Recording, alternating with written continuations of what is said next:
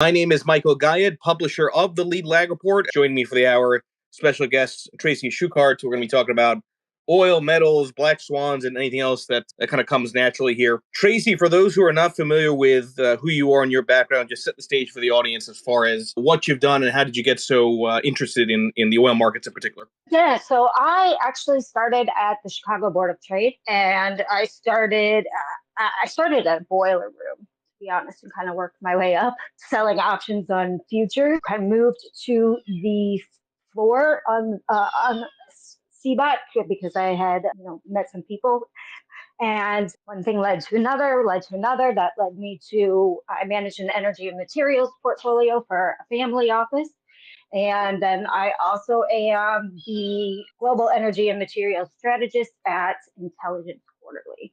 It's funny, you and I both have a little bit of a background dealing with a family office. So I had a short stint doing kind of a prop trading portfolio for a family office. They had about $2 billion in assets. And I'm sure your experience is not that dissimilar from mine. Managing money for one client is very different than managing money and putting research out for many. That's one of the reasons that I personally left. I'm just curious, what was your experience with that? Because that's a side of these conversations that I never really kind of touch on. But what was your experience dealing with the family office you were at? So, well, I'm still with them. And so, I'm very lucky. They give me a lot of discretion to kind of do what I want. But it is very different working when you're, kind of managing money for one person in particular. Some may say it's better because you don't have a million clients calling you a day. But yeah, I mean, I just, so far so good. Yeah, no, it's just an interesting dynamic. For anybody that's not before, you'll probably recognize some of the challenges there. Okay, so I'm going to start off with what may sound like a basic question, but I think has a lot of sort of complexities to it as far as the answer. Who is to ultimately blame more for higher oil prices and higher commodity prices? You've got a lot of people that will argue it's because of Russia, Ukraine. You've got a lot of people that will argue it's because of poor government policies. You have a lot of people argue it's because of the Fed. Outline for the audience, why is it that we have this current dynamic and who is most to blame for that? I don't think that it's necessarily one person or one thing to blame. I think it's a series of events that happen. And really, we could go back like 6, 7 years ago when CapEx really started to decline in both metals and the energy sector. Both they kind of got washed out right there. I mean, there were a lot of problems. We had 2 oil crashes, basically. We couldn't find investors. So we had, there was no CapEx involved. Mining sector suffered something very similar. So we kind of started back then.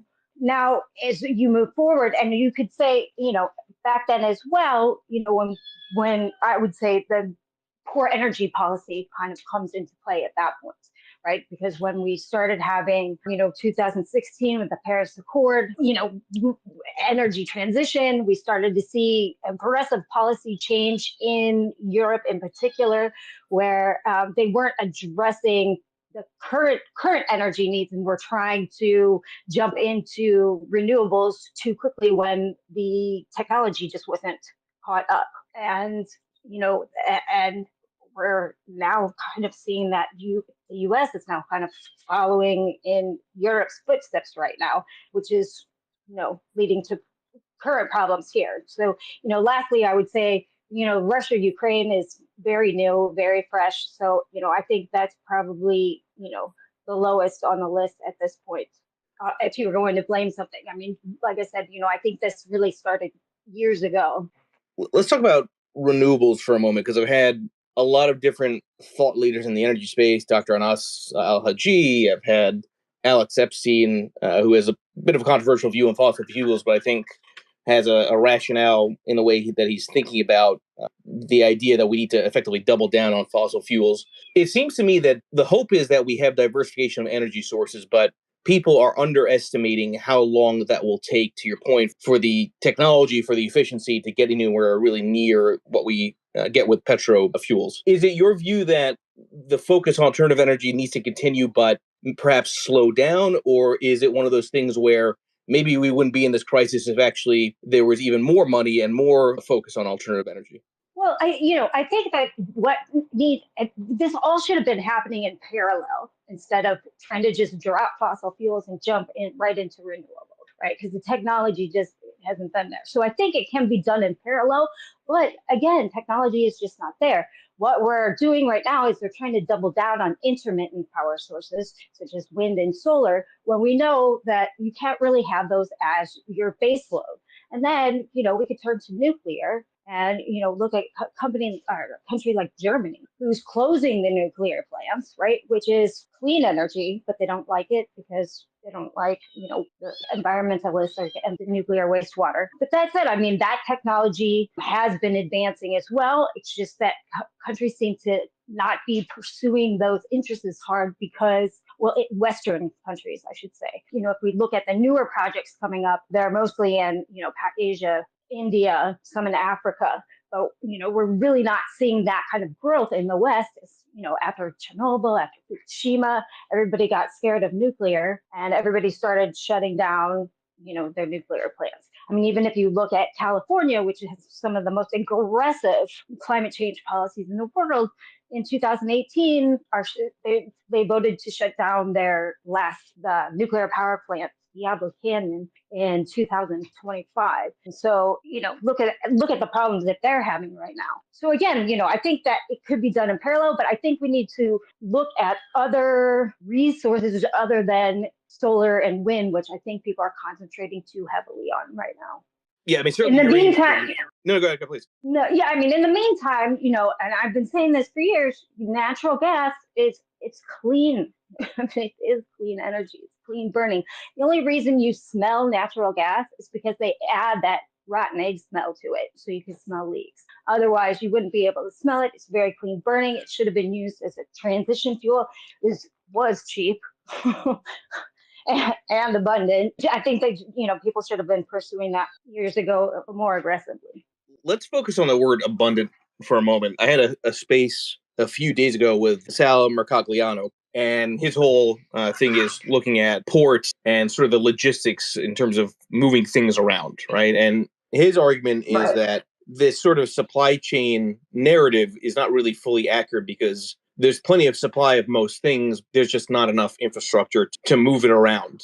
How do you think about that aspect of the commodity space in terms of the narrative, right? Because if ports can't bring in enough containers because literally there's just no physical size ability to do so, and you can't transport LNG and all these other things because of these limitations on the ground, is that more of what's causing the price movement? Talk about that interaction a little bit. I mean, I think I would have to push back on that a little. I mean, we're in if you look at the oil markets, we are in a structural supply deficit. Metals, we're also seeing a supply deficit, especially as we're moving into all of these renewables, solar, wind, electric vehicles, charging stations, etc. So we are seeing structural supply deficits across many of the commodity space. Yeah, and we're starting to see problems in the agricultural space as well. We do have logistics problems and we do have lack of infrastructure, right? So you're looking at, say, Germany right now.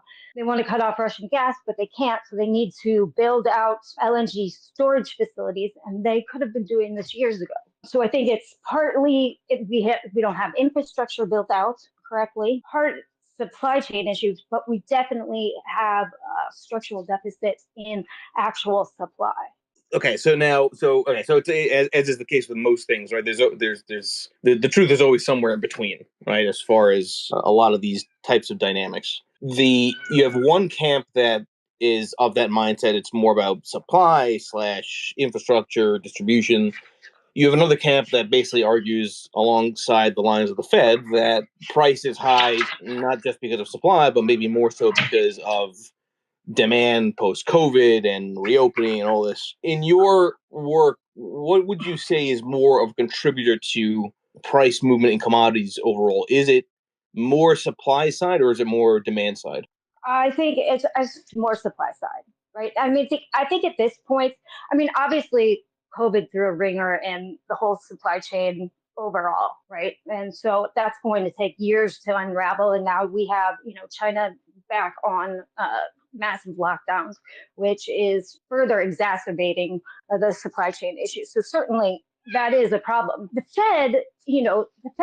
problem is when you have real supply and demand issues, the Fed can't fix that with raising rates. So I don't think that it's necessarily a product of monetary policy. Okay, so I put the term black swans in the space purposely because I've made this point many times before that this is a very, really remarkable environment in that you can argue you've got multiple black swans appearing all at the same time. You have this incredible spike in yields, obviously driven by the spike in inflation. You've got currency collapses, particularly with the yen. You've got a lot of sort of tails from different asset classes that are suddenly wagging in this environment. Talk about how you think about tail risk when it comes to the commodity space, and maybe which commodities are more apt to that. And where I'm really going with that is that I think you can unequivocally argue that it's more likely that oil prices spike than crash, just like it's more likely for stocks to crash than spikes. Right. I think that's happening. I think what you really need to watch, or let's say what I'm really watching, is the manufacturing sector in Europe, because I think that could be a huge problem and a huge problem for commodities. If they go with an aggressive policy with trying to cut off Russian gas and oil, they're going to have a severe energy crisis, and they're going to have to cut manufacturing, and we've already kind of seen that on and off. We've seen smelters having to shut down for a while because gas prices were too high. And so if the Russia gas oil situation in Europe becomes a bigger problem, then I think we're going to see a huge problem in manufacturing again in Europe, in particular Germany. So I think that could be kind of a black swan to look for, because obviously that would mean that demand is highly curtailed, especially, they have a lot of, automobile manufacturing, things like that. And so you would be looking at problems of demand for metals in particular. But Europe, right? I mean, I would argue it's unlikely that Europe suddenly has some kind of growth resurgence, at least now, right? I mean, you can even argue that parts of Europe may already be in a recession, right? Oh, I think they probably are. I think they are in a recession. I think they have been in a recession, at least in several sectors. I'm just saying that could be. If we're talking about black swans, what could happen? I think that things could get a whole lot worse for Europe. So let's get a little granular on some of the commodities that you focus on. You're I think, mostly known in the FinTwit community space from the standpoint of looking at the oil and energy markets. What other commodities are you tracking? I know we're going to talk about gold and miners, but beyond oil, gold, miners, what else is something that you're paying attention to here? Really, since I'm energy, my focus is all energy and materials. So, my main three investment thesis for the last couple of years have been obviously energy, metals, and agriculture, because again, as we're seeing now, everything's related to energy, right? You need energy to, grow crops. You need energy to mine metals. You need energy. So it all comes down to energy. And if you have a problem in energy and you have spiking energy prices, that's therefore going to affect every other commodity space just about. Okay, so that's actually a good transition to talking about the gold miners in particular here. So I've done a lot of different experiments, back tests that would try to see if there's some way to create a strategy based on the price movement of gold as a way of generating alpha trading around the gold miner stocks. And I have to tell you, I've tried all kinds of things and nothing seems to work. And I say that because there is this narrative that's been out there for a long time that gold miners are a levered play on gold.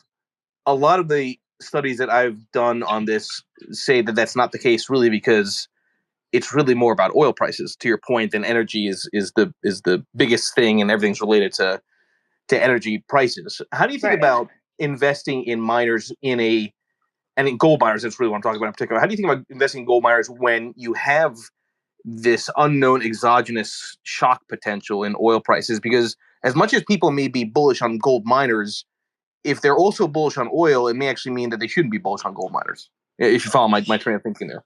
Yeah, no, I totally understand. I was listening to Tabby yesterday, right? And the thing, and I totally agree with him. The thing with the gold market in general, but just talking about gold prices, is, the paper market is completely different beast than the physical market, right? Well, So we're seeing a let's define that for the audience. When you say paper market, what does that mean, paper market?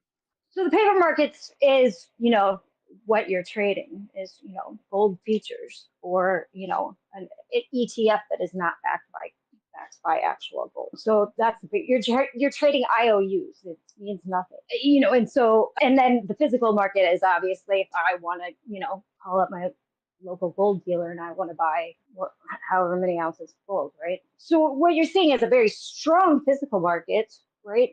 I mean, gold dealers are out of gold, prices are rising, they're well above what spot market is and what the futures prices are. So if you want to play gold, right, I think a better position will be in.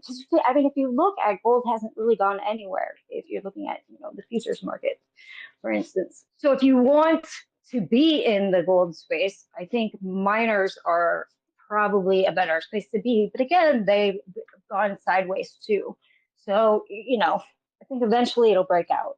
And there is a benefit to gold miners and gold in that both also are largely not really that correlated to traditional beta, right? So from the diversification Right. standpoint perspective, right, if you're looking at just from a correlation perspective, I can make a case that everybody should have some allocation there, whether they believe in it Right. or not, just from a construction standpoint. But that brings with it a question around conviction and weightings, right? And looping that into narratives, right? A lot of my rants Right. on Bitcoin and cryptocurrency is not less about the technology, more about the narratives, which cause people to over allocate to the space.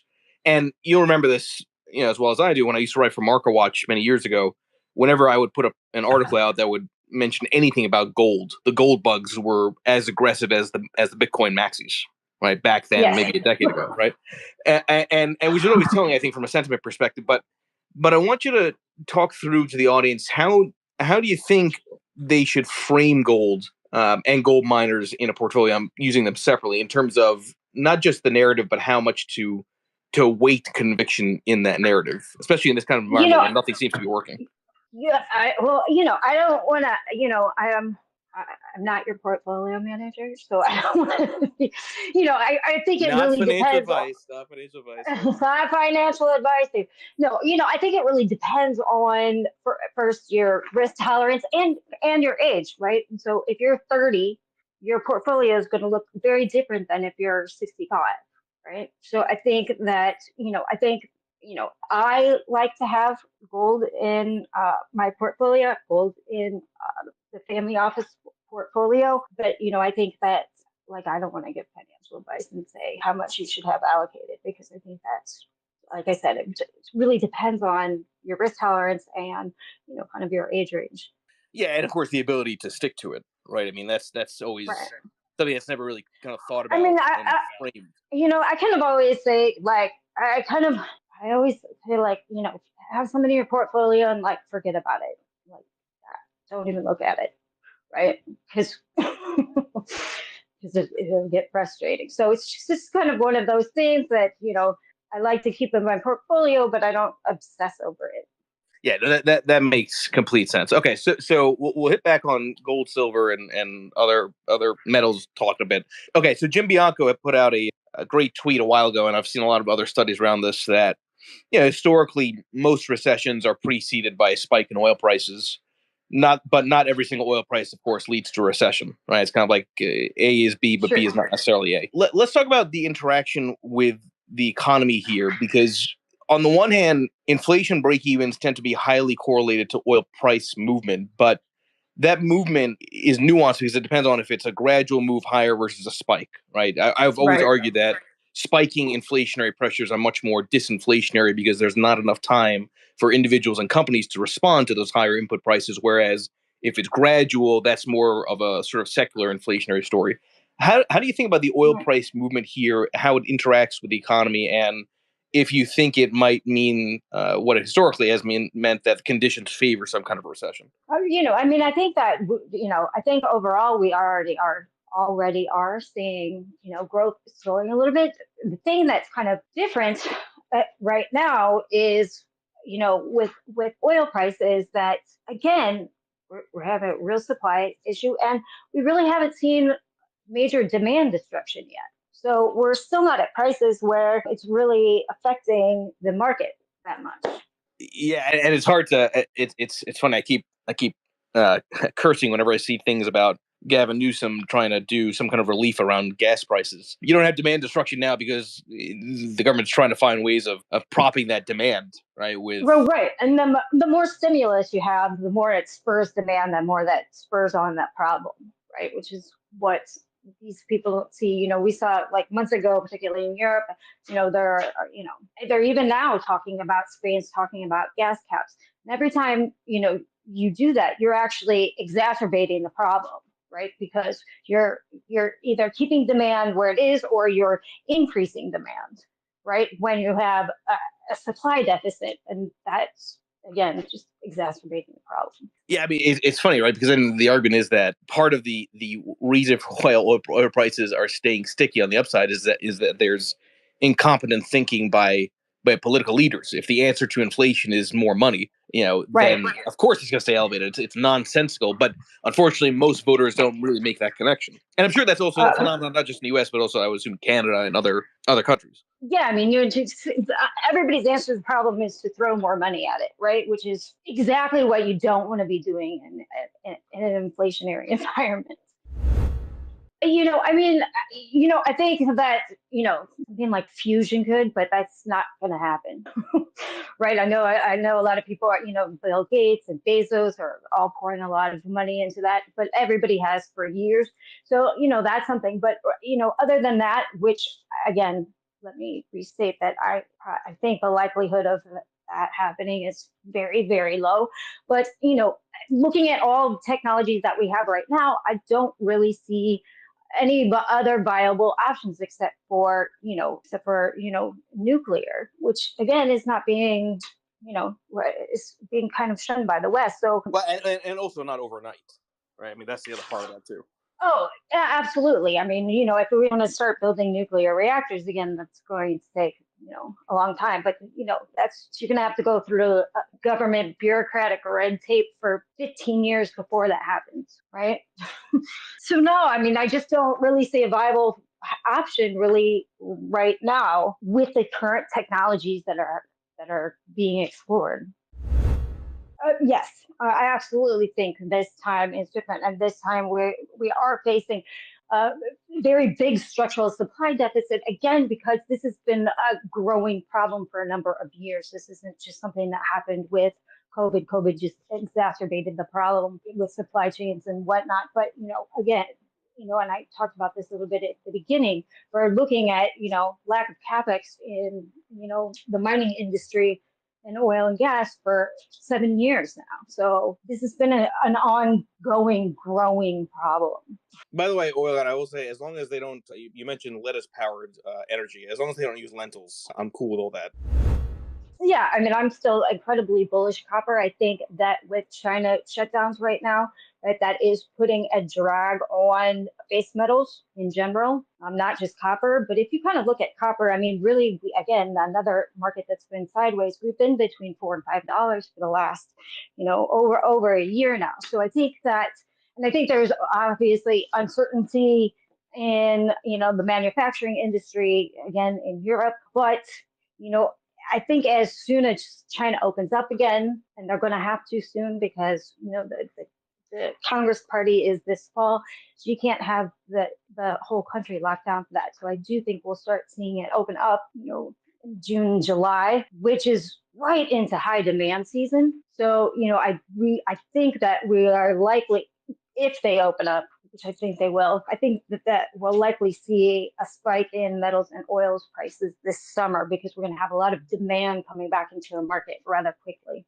What's maybe a more levered way of playing oil? Meaning, if you think about what's going on the agriculture space in terms of Russia, Ukraine, demand, supply dynamics, and the fact that presumably soft commodity producers can pass on higher oil prices through their own prices of crops. It seems to me like there's an argument to be made that if you're bullish on oil, maybe you should be even more bullish on staples, commodities, food crops. Talk about that if that makes sense, and And what maybe Yeah, like a way to play that? Yeah.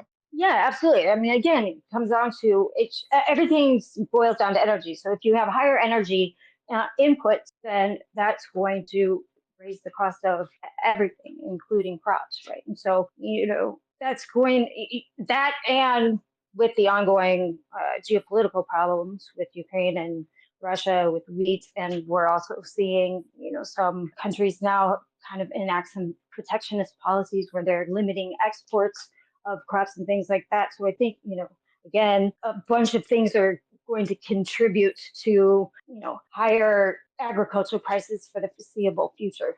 Let's talk about default risk for a moment, because there are plenty of companies, plenty of industries that really don't have pricing power. So as oil prices increase, it eats away at their margins, and meanwhile, whatever debts they have remain the same. And now, by the way, as yields have risen, right, the rolling over of whatever debt they have is going to become more expensive whenever that rollover occurs. At what point in this commodity cycle, in this oil bull market, does the narrative change from inflation risk to default risk?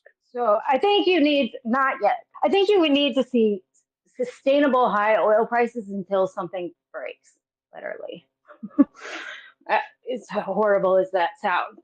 I think we're, right around, say, 100, $105 a barrel isn't going to do it. You would need to see materially higher oil prices and sustained for a while, I think, before we really start seeing, things start to break. And so that would be what, like a doubling with, for 6 months. Like, I'm not going to hold you to it, but I'm just curious. Like, what would be I, different? I think if we saw like $150, and not as a spike, but for a sustained amount of time, 4 to 6 months, we would have serious. We'd start seeing things break. Yeah, no, I think that intuitively makes sense. Well, I think that, I think we could see, obviously, we're seeing the economy slow down right now. But as far as, but yet again, and the big industries that involve, say, the oil industry, if you heard, if you listen to earnings calls, right, for like the hospitality industry, hotels, airlines, I mean, they're all seeing, hotels are saying that their bookings are what they were, pre-COVID, right? 2019 already, right? And we haven't even hit summer high demand season yet. Airlines are increasing. We're seeing major jet fuel problem right now because demand's coming back much faster than anybody anticipated. Jet fuel is, a laggard in the industry for certain. So far the indications are we're seeing, slowdowns in some areas, but the areas that demand is increasing is making up for any slowdown anywhere else. If that makes sense. Yeah, I mean, U.S. nat gas prices have been, obviously divorced from, have always been kind of lower than European nat gas levels. I think that, I don't think, if you're asking like, do you think that we're going to see nat gas levels price wise in the U.S. like, Europe or Japan? No, I think what's more likely to happen is, their gas prices will come down. Yeah, and real quick, because I think it's a good direction for Tracy too. Because and Tavi mentioned this yesterday, Tracy, that to Wallace's point, what people also are not really appreciating is that there's a real labor skills gap, because so Yeah. many people went to the Amazons, went to coding. By the way, just like how a lot of people when I graduated were going to investment banking just before the great financial crisis, right, and still struggling, right? So maybe Tracy riff on that, and also if that's sort of a more than just a U.S. based phenomenon. I'm not trying to cut you off, Wallace. I just want to direct as a question to Tracy here. Yeah, absolutely. And we're hearing that pretty much everywhere, as well as there's supply chain issues, right? Just like there is with every other industry trying to source parts. Parts are expensive. There's labor problems. And so it's not just as easy as, turning on a well. It's just, like I always complain, the administration is like, just pump more. It doesn't work that way, right? You don't just flip a switch and suddenly you have oil flowing, right? So that takes time, and there's a lot of problems right now outside of just companies wanting to entice investors right now with dividends, buybacks, free cash flow, and capital preservation. So that is also another huge problem with everything that. And I'm curious. You mentioned the $1,000 debt. I mean, is there a feeling that needs to be increased? I mean, how's been the response by the labor side as the carrot has gotten larger? I've actually heard similar stories in Alberta that that the younger generation is just shunning that industry, and so they're having a hard time recruiting the younger people. By the way, I will say that's an interesting thing I hadn't thought of. This idea that there's maybe a labor skills gap because if you believe, which I think there's some evidence of that, especially in the U.S., a lot of universities lean more left, right? That the focus becomes more on tilting towards degrees that are not going to be in oil and gas because it's perceived as, correctly so. I'm not disagreeing with the narrative there, but correctly so that it's bad for the environment and we want to focus on alternatives. But that creates sort of a timing mismatch in terms of the labor that's coming out to have the skills to actually do that to manage the transition. Does that make sense, Tracy? It's just an interesting kind of way of Absolutely. thinking about it. Yeah. Yeah, absolutely. I mean, that's exactly what's happening. Okay, so let me transition this a little bit into my world from an intermarket perspective, to talk about different asset classes and how they interact with each other. So again, it's well known that break evens, inflation expectations correlate pretty closely to oil prices because it's sort of the market's best way of seeing real time what inflation is likely to be because of cost push inflation.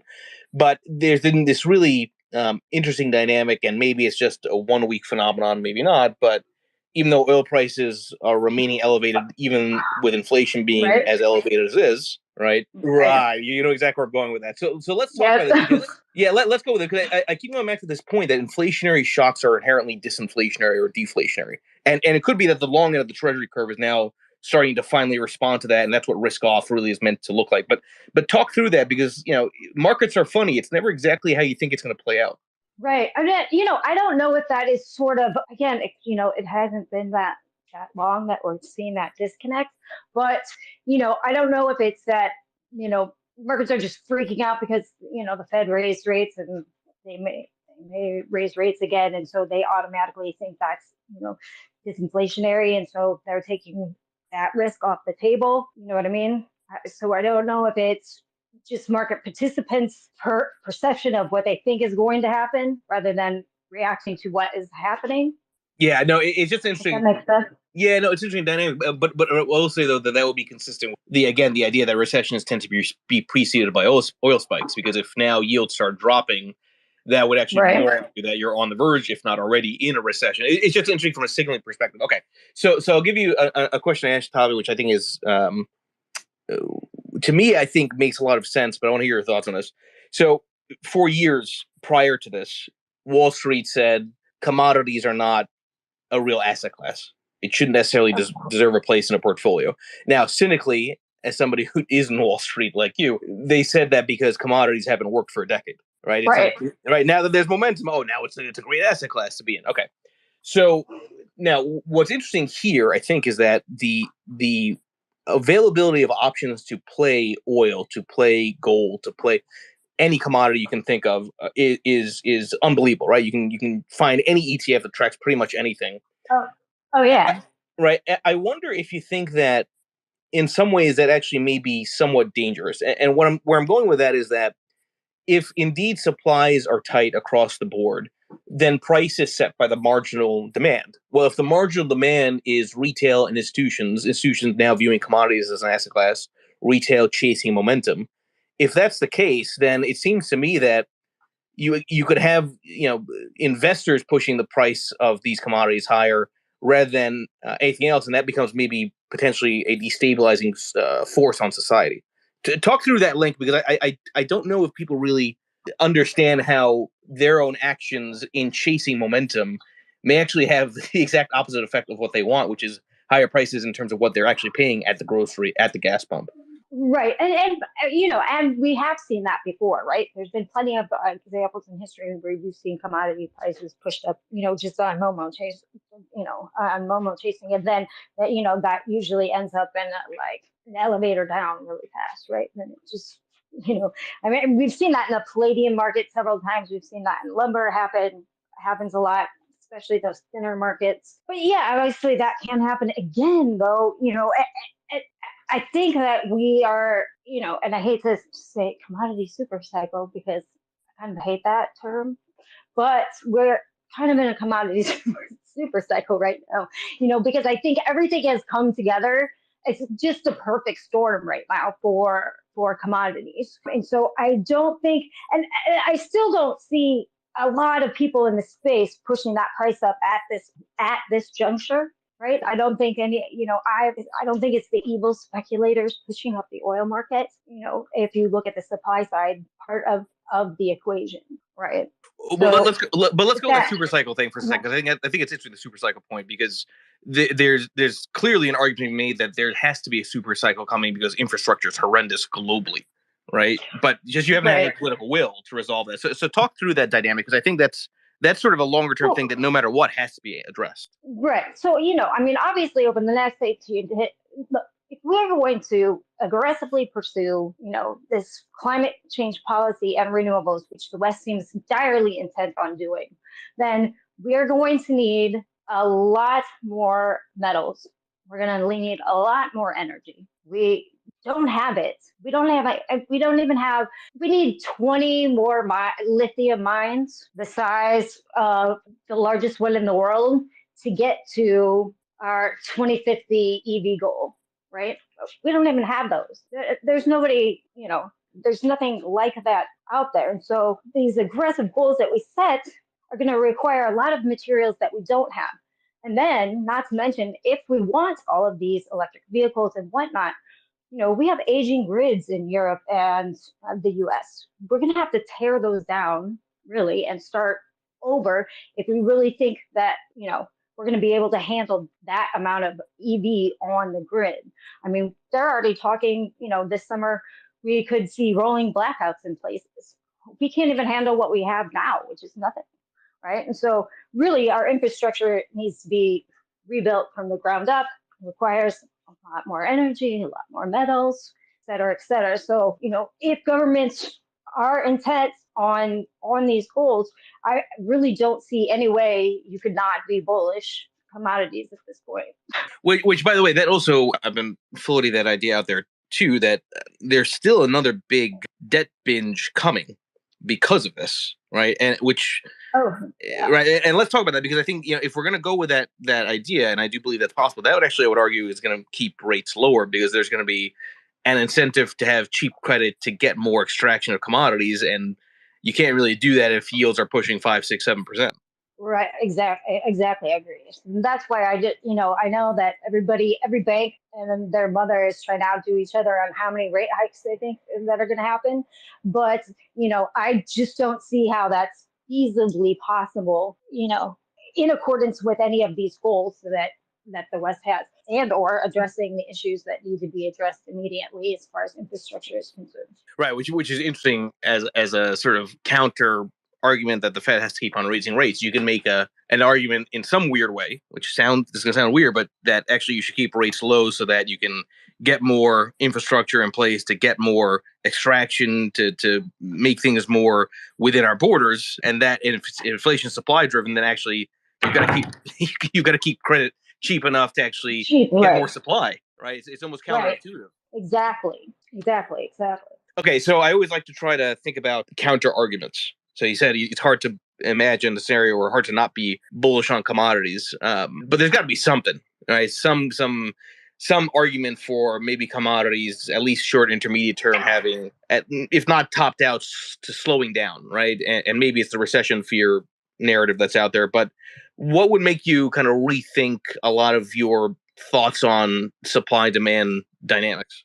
I mean, we'd have to see a global recession, or the whole planet shut down again, or, I think of like what, I mean, nobody saw COVID coming. So, right, something like, hopefully not, we don't have another pandemic, but, you'd have to have a massive global shutdown, I think, at the same time, and not have it sort of locally to really change my thesis at this point. Or, we see them raise rates, 12%, which I don't see that happening either. But well, if you had that's like a great reset, honestly, because you can't do that with so much leverage anyway. I know. So that's all that I can think of at the top of my head right now that would really change my overall thesis. I mean, something dramatically would have to shift. They decided to forget climate change. I mean, it would have to be something very big at this point, in other words. Yeah, no, that's a fair point. Yeah, yeah. I mean, for the first one, yeah, I absolutely regarding that gas. It's obviously going to add to inflationary pressures. So, in addition, we just signed long-term contracts with the EU out to 2050. So, that's a lot of supply going out. In fact, we've promised more supply than we can actually, at this current point, actually produce. So, definitely, I think that, instead of having, I think the new norm will probably be instead of having, $2 nat gas, you're probably going to see, higher prices for a long time. I hope that answers your question. As far as LME is concerned, absolutely. After the nickel market fiasco, I think that was kind of one of the last straws. So I think that, you're seeing other exchanges such as CME wants to start a nickel contract and is starting some other base metal contracts as well. So we'll have to see if people migrate to that platform. But I think in general, obviously that incident really hurt the LME and the LME credibility. So I think what you're probably going to have is probably going to see, a few big commercial players there, but I'm not sure if that will, I'm not sure how long they will be around anymore. Let's put it that way. Yes, agreed. I mean, we'll have to see, like I said, it'll be interesting, but definitely it'll lead to higher prices and more volatility. And we'll have to see again if the CME, if those contracts take off or not, or, if they might, migrate to other exchanges. All right, so last question for me, Tracy. Perhaps this is the most important question of the entire space. What kind of cat do you have? Because I keep hearing them. You hear them in the background, and it's okay.